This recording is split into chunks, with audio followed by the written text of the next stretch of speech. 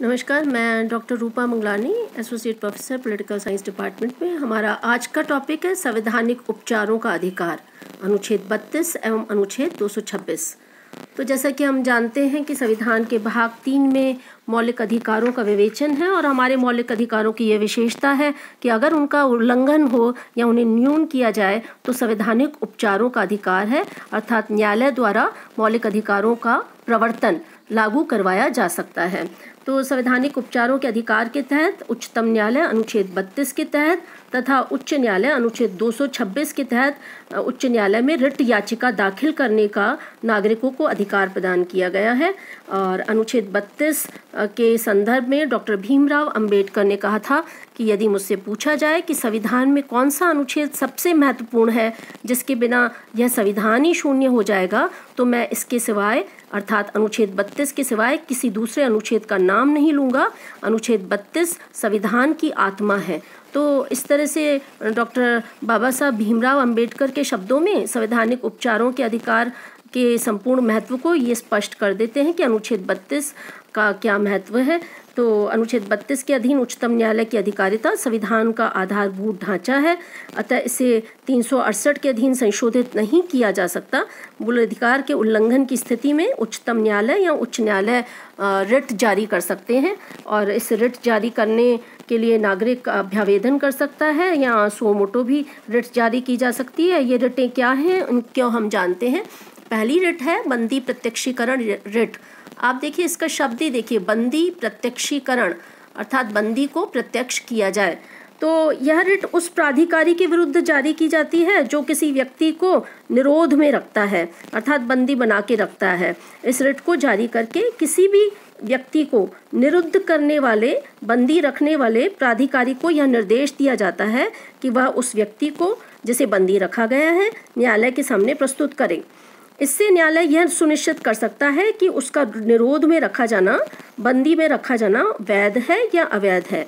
यदि निरुद्ध किए जाने वाले प्राधिकारी तथा निरुद्ध व्यक्ति दोनों को ही सुनने के बाद न्यायालय यह निर्णय करता है कि निरोध अवैध है, तो न्यायालय निरुद्ध करने वाले प्राधिकारी को यह निर्देश देता है कि वह निरुद्ध किए गए व्यक्ति को अवमुक्त करे।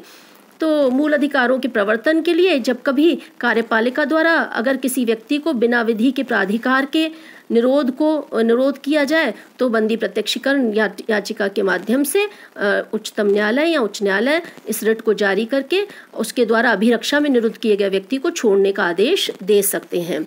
तो बंदी प्रत्यक्षीकरण याचिका रिट को लैटिन भाषा में हैबियस कार्पस रिट भी कहा जाता है। दूसरी रिट है परमादेश रिट, इसे मैंडमस रिट कहा जाता है। यह रिट न्यायालय द्वारा उस समय जारी की जाती है जब कोई लोक प्राधिकारी अपने कर्तव्यों के निर्वहन से इनकार करे और इसके लिए अन्य कोई विधिक उपचार प्राप्त न हो।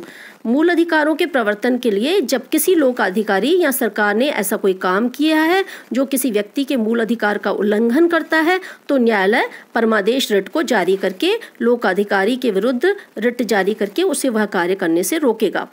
प्रतिषेध रिट प्रोहिबिशन रिट है। हमें याद रखना होगा कि यह रिट न्यायालय केवल अधीनस्थ न्यायालयों के विरुद्ध ही जारी की जाती है। इस रिट को जारी करके अधीनस्थ न्यायालयों को अपनी अधिकारिता से बाहर कार्य करने से रोका जाता है। अर्थात यदि अधीनस्थ न्यायालय अपने अधिकार क्षेत्र से बाहर कोई काम करेंगे तो ये रिट जारी की जाएगी। इस रिट का उद्देश्य ये है कि अधीनस्थ न्यायालयों को अपनी अधिकार सीमा में रहने के लिए बाध्य किया जा सके। प्रतिषेध रिट प्रोहिबिशन रिट की तरह ही उत्प्रेक्षण रिट यह भी अधीनस्थ न्यायालय को जारी की जाती है, लेकिन इसकी प्रकृति थोड़ी भिन्न है क्योंकि उत्प्रेक्षण यानी मामले को ऊपर भेजिए। इस रिट को जारी करके अधीनस्थ न्यायालयों को यह निर्देश दिया जाता है कि वो अपने पास लंबित मुकदमों के न्याय निर्णय के लिए अपने से वरिष्ठ न्यायालयों को भेजें। तो हमने देखा प्रतिषेध रिट जो है वो ये कहती है कि अपने अधिकार क्षेत्र से बाहर काम मत कीजिए, और उत्प्रेक्षण रिट ये कहती है कि आपके पास जो लंबित मुकदमे हैं वो अपने वरिष्ठ न्यायालय को भेजें। दोनों ही रिटें अधीनस्थ न्यायालय को जारी की जाती है, इसे ध्यान में रखना होगा।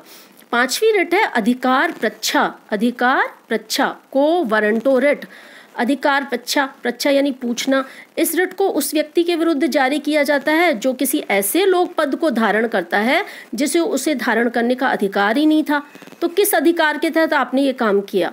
इस रिट के द्वारा न्यायालय लोक पद पर किसी व्यक्ति के दावे की वैधता की जांच करता है और यदि उसका दावा सुविचारित नहीं है तो वो उसे पद से निष्कासित कर देता है।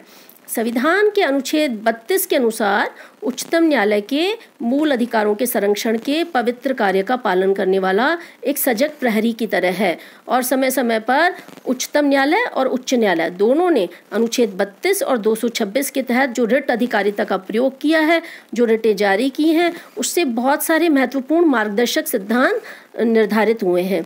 बहुत सारे ऐसे मामले थे जैसे अमानवीय व्यवहार के विरुद्ध संरक्षण, ये मामला सुनील बत्रा बनाम दिल्ली प्रशासन के मामले में आया। सार्वजनिक स्थानों पर धूम्रपान न हो उसका प्रतिषेध मुरली एवं देवरा बनाम भारत संघ के मामले में आया। शिक्षण संस्थाओं में रैगिंग नहीं हो इसलिए केरल विश्वविद्यालय बनाम कौंसिल केरल राज्य के मामले में ये आया। तो तमाम मामलों में न्यायालय ने जब कभी मूल अधिकारों का उल्लंघन हुआ तो ये रिटें जारी की और पीड़ित को राहत दी गई और कई सारे अधिकथित सिद्धांत मानवाधिकारों, मूल अधिकारों की रक्षा के लिए निश्चित किए गए।